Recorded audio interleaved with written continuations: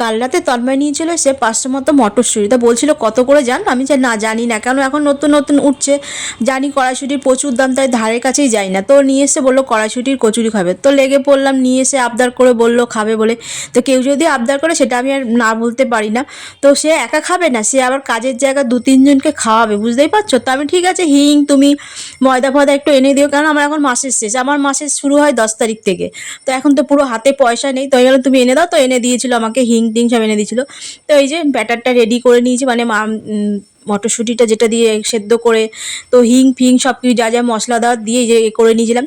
আর যেমন মটরশুঁটি কচুরি খেতে যেমন খরচা, তেমন কিন্তু অনেক খাটনি। সেই ময়দা মাখো, এটা তৈরি করো, ওটা পুর ভরো, তারপর এর সঙ্গে যে অনেক আমার মেয়ে যেমন কিছু খায় না, মানে কড়াইশুঁটি কচুরির সঙ্গে কোনো তরকারি লাগে না, কিন্তু ওর বাবার তো লাগবে, তার মায়ের তো লাগবে, কেন ও নিয়ে যাচ্ছে, ওকে তো শুধু দিতে পারে না। সেখানে আবার আলুর দম করেছে, এই যে আলুর দমটা শুকনো শুকনো করেছে, আর এইভাবে আলুর দম খেতে আমার খুব ভালো লাগে। তো আমি এইভাবেই শুকনো শুকনো করি।